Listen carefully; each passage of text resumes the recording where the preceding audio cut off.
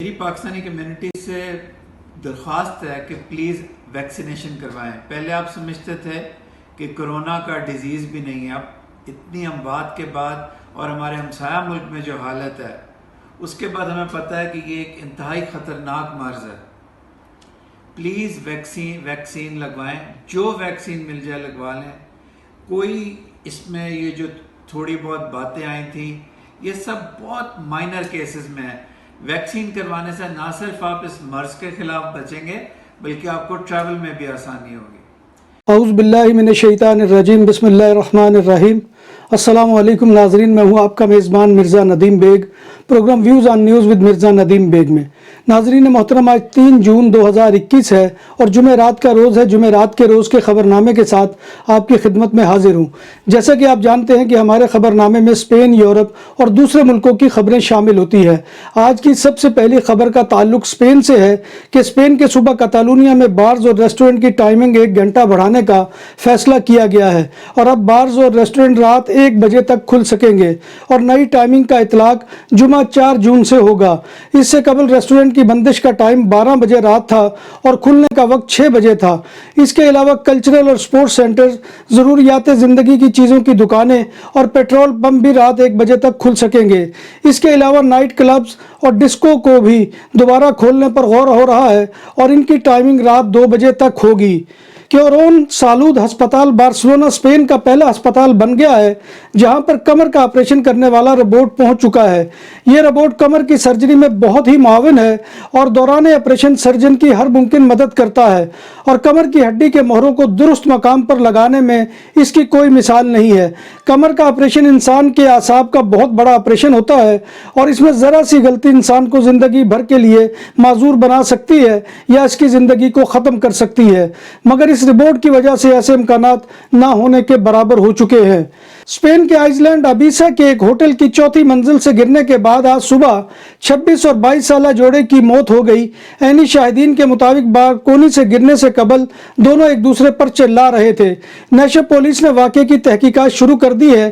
اس واقعے میں ہلاک ہونے والا 26 سالہ مرد مراکشی قومیت کا ہے جبکہ 22 سالہ لڑکی کا تعلق میکسیکو سے ہے اور دونوں ہوٹل تورے دل مار میں ٹھہرے ہوئے تھے اور دونوں اپنی چھٹیاں گزارنے ابیسا آئے تھے۔ اسپین کے صوبہ کاتالونیا میں پولیس موسس اسکواڈرا نے ایک 45 سالہ شخص کو گرفتار کیا ہے جس نے اعتراف جرم کیا ہے کہ اس نے اپنی جیون ساتھی کو ہلاک کیا ہے۔ جب پولیس موسس اسکواڈرا گھر پہنچی تو اسے وہاں 48 سالہ خاتون کی ایک تشدد زدہ لاش ملی۔ قاتل شخص مجرمانہ ریکارڈ کا حامل ہے۔ ملزم کو خرونا پولیس اسٹیشن میں منتقل کر دیا گیا ہے۔ 2021 میں کاتالونیا میں جینڈر پر مبنی قتل کا یہ 6واں واقعہ ہے جس میں 5 خواتین کو ان کے ساتھی یا ایکس پارٹنر نے قتل کیا ہے۔ پورے اسپین میں اس سال جینڈر بیس تشدد سے 16 خواتین ہلاک ہو چکی ہیں۔ ان اموات میں سے نصف اس مئی میں ہوئی جن میں 7 خواتین اور ایک 7 سال کا لڑکا ہلاک ہوا تھا۔ اسپین کے آئس لینڈ کناریا کے علاقے پورٹ دل روساری میں ایک 26 سالہ شخص نے سوشل سروسز کے دفتر میں خود کو جلانے کی دھمکی دے دی جب دفتر کے کارکنوں نے اسے کہا کہ وہ اپنی درخواست کی قبولیت کے لیے مقامی ایجنٹومنٹو یعنی ٹاؤن ہال کے دفتر جانا پڑے گا۔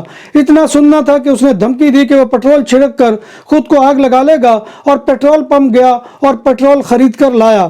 سیکورٹی گارڈ نے اس سے پیٹرول کی بوتل چھیلی اور پولیس نے پہنچ کر اس نوجوان کو قابو کیا۔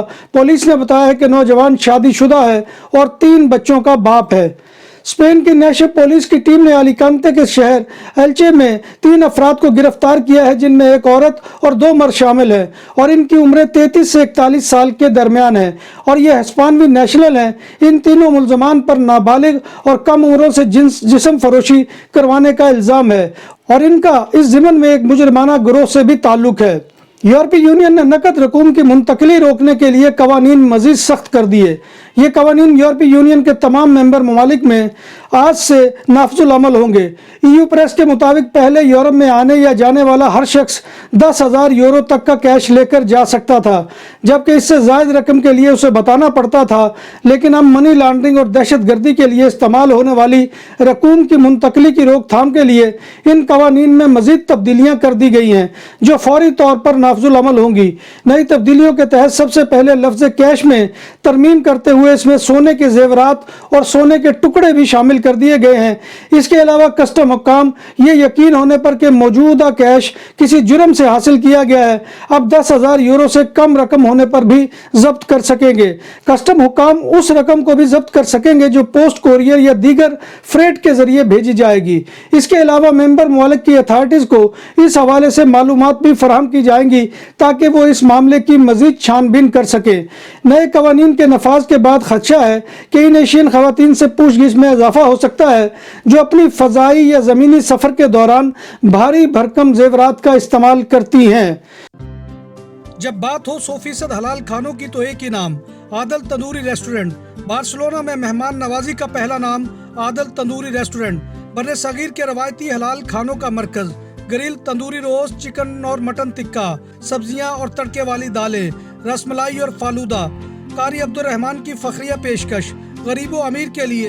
بارسلونا کے قلب میں واقع عادل تندوری ریسٹورنٹ کا یہ استے نمبر 9 نزد دراسانہ ہاسپٹل بارسلونا۔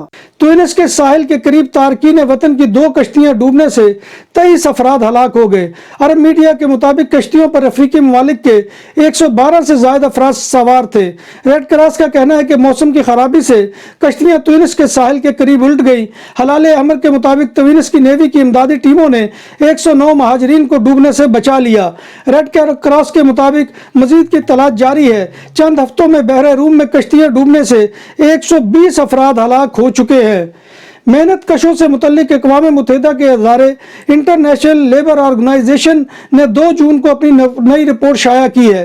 اس کے مطابق عالمی سطح پر روزگار کے مواقع میں جلد اضافے کے امکانات کم ہیں اور 2023 سے پہلے کرونا وبا سے پہلی جیسی صورتحال بحال نہیں ہو سکے گی۔ عالمی سطح پر روزگار کی صورتحال سے متعلق the world employment and social outlook report 2021 میں کہا گیا ہے کہ رواں برس کم از کم 22 کروڑ افراد کے بے روزگار رہنے کی توقع ہے، تاہم اگلے برس حالات کے ذرا بہتر ہونے کی پیشین گوئی بھی کی گئی ہے کہ عالمی وبا کی وجہ سے بین الاقوامی لیبر مارکیٹ پر بہت برا اثر پڑا ہے اور رپورٹ کے مطابق اس میں بہتری آنے کی رفتار بھی سست رہے گی۔